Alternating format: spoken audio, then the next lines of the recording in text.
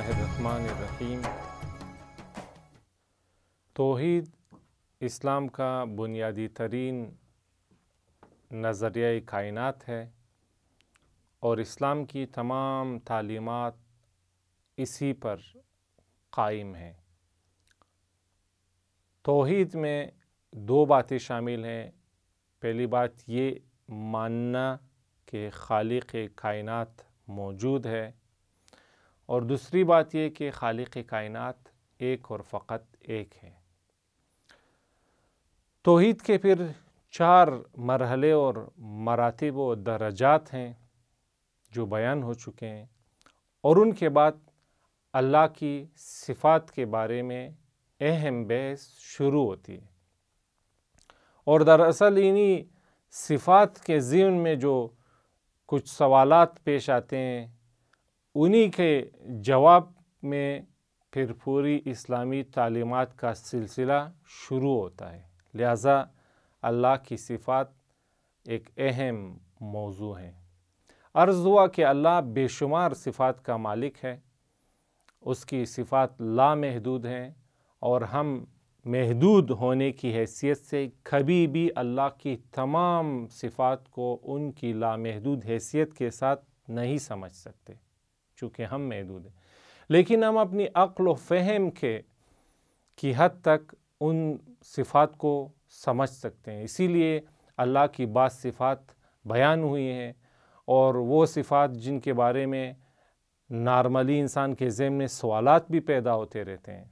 लिहाजा ये सिफ़ात की बहस अहम बहस है। अर्ज़ हुआ कि अल्लाह की ज़ात में चूँकि तमाम खूबियाँ तमाम कमालात मौजूद हैं, इसलिए कहते हैं कि अल्लाह सुबूती सिफ़ात का मालिक है, यानी उसकी ज़ात में तमाम कमालात और खूबियाँ मौजूद हैं और अल्लाह की ज़ात में कोई भी नक़्स व ऐब मौजूद नहीं। इसलिए कहते हैं कि वो सिफ़ात जो नक़्स को बयान करती हैं, वो सिफ़ात जो ऐब व महदूदियत को बयान करती हैं, वो सिफ़ात अल्लाह में मौजूद नहीं हैं। उन्हें कहते हैं सिफ़ात सल्बिया, यानी ये सिफ़ात अल्लाह की ज़ात से सल्ब होती हैं। सिफ़ात सल्बिया में भी कुछ अहम सिफ़ात हैं जो लाज़मी समझनी चाहिए हमें दलाइल के साथ, ताकि हम अल्लाह को बेहतर तौर पर पहचान सकें। सिफ़ात सल्बी में एक अहम सिफ़त ये कि अल्लाह मुजस्सम नहीं है, अल्लाह जिस्म नहीं रखता। इस मादी कायनात में हम रहते हैं, इस मादी कायनात में हर चीज़ का एक जिस्म है। जिस्म यानी जो चीज़ भी 3 जिहतें रखती हों उसे कहते हैं ये मुजस्सम है। मसलन ये किताब देखिए, हमारा हाथ, इसमें 3 सिमत हैं, तूल, अर्ज़, उम्क़, तो लिहाजा ये एक जिस्म है। अल्लाह जिस्म नहीं रखता। कायनात में मादी अशिया में काफ़ी सारी चीज़ें ऐसी हैं जो जिस्म रखती हैं, अल्लाह जिस्म नहीं रखता, अल्लाह मुजस्सम नहीं है। इसलिए कि जिस्म रखने का मतलब ये कि उसकी 3 जिहतें और वो शय महदूद है। जिस्म चाहे जितना भी बड़ा हो वो बहरहाल महदूद होता है, एक उसकी हद होती है, जितना भी वो जिस्म बड़ा हो। अब जैसे ये बात सितारे हैं जो बहुत ही बड़े हैं, इंसानी तसव्वुर से भी बढ़कर हैं, लेकिन बहरहाल इनकी भी एक हद है। जितने भी बड़े हों एक हद होती है जिसके बाद हम कहते हैं कि यहाँ इसके बाद ये जिस्म नहीं है। बस जिस्म रखने का मतलब ये कि वो शय हद भी रखती है और जो शय हद रखती हो, महदूद हो, वो खुदा नहीं हो सकती। अगर खुदा भी जिस्म रखता हो तो फिर वो खुदा नहीं होगा, चूँकि इंसानी अक्ल कहती है खुदा लाजमी लामहदूद है। महदूद शय कभी भी खुदा नहीं हो सकती।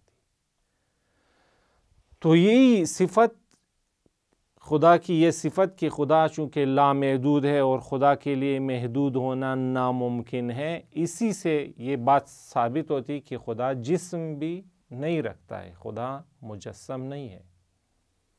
बस जिस्म न रखना एक सल्बी सिफ़त है जो अल्लाह में मौजूद नहीं। चूँकि जिस्म रखना ऐब है, अल्लाह की निस्बत जिस्म रखना ऐब है, चूँकि जिस्म रखना यानी महदूदियत रखना, اور اللہ محدود نہیں ہے۔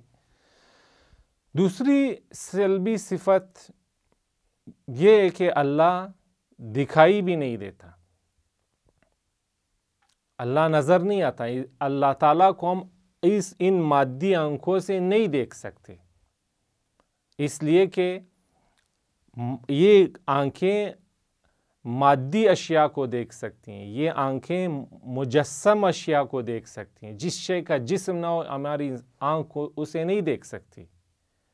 دنیا میں بہت ساری چیزیں ہیں جنہیں ہماری آنکھ نہیں دیکھ سکتی، جیسے بعض روشنی میں چند ایسے کلرز ہیں جو ہم نہیں دیکھ سکتے، الٹرا وائلٹ روشنی، اسے ہماری آنکھ نہیں دیکھ سکتی، یا انفراریڈ ایک روشنی ہے لیکن وہ انسانی آنکھ ڈیٹیکٹ نہیں کر سکتی، تشخیص نہیں دے سکتی۔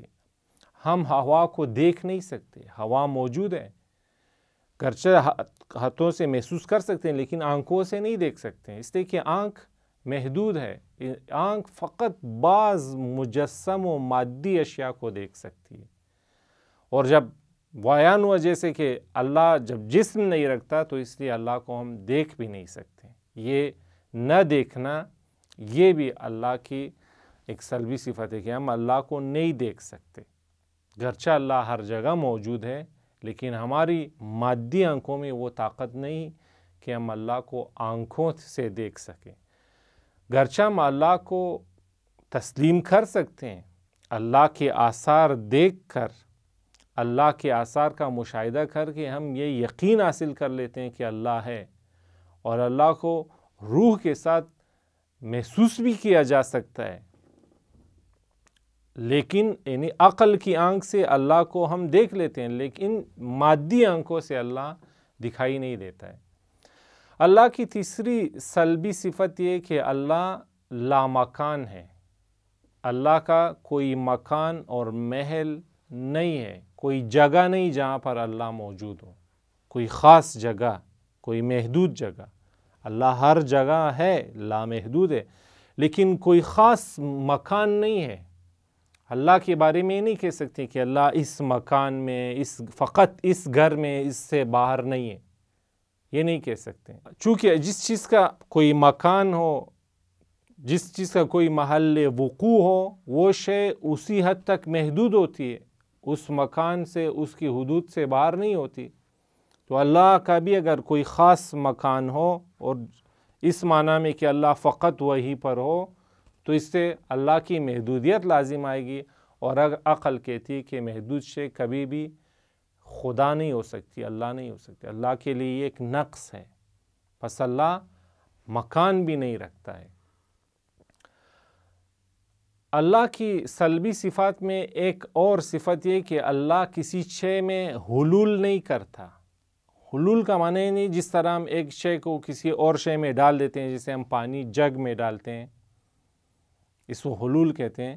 تو اللہ کسی چیز کے اندر موجود نہیں ہے، گرچہ اللہ تعالیٰ نے ساری کائنات بنائی ہے لیکن ان اشیاء کے اندر، اس معنی میں جیسے کہ مادی اشیاء ایک دوسرے کے اندر ہوتی ہیں، اللہ اشیاء کے اندر نہیں ہے، گرچہ کہ اشیاء اللہ کی ہی مخلوقات ہیں اور اللہ محدود ہے، لیکن یہ اشیاء اللہ کے ساتھ یکجا نہیں ہے کہ اللہ ان کے اندر پایا جاتا ہو۔ حلول کرنا بھی، چونکہ حلول کرنے کا مطلب یہ ہے کہ اللہ محدود ہو، کسی چیز کے اندر یعنی اس کے اندر محدود ہو جائے، مجسم ہو جائے، اور یہ چیزیں نقص و عیب کی نشاندہی کرتے ہیں۔ پس یہ چند صفات ہیں جو اللہ نہیں رکھتا، اللہ شریک نہیں رکھتا، یہ بھی ایک صفت ہے اللہ کی۔ اللہ کی مثل و مانند کوئی شے نہیں ہے، یہ بھی اللہ کی ایک سلبی صفت ہے۔ یہ چند اہم سلبی صفات ہیں جو بیان ہوتی ہیں، وگرنہ ہر چیز، ہر وہ صفت جو نقص و عیب و محدودیت کو دکھائے وہ اللہ میں موجود نہیں ہے۔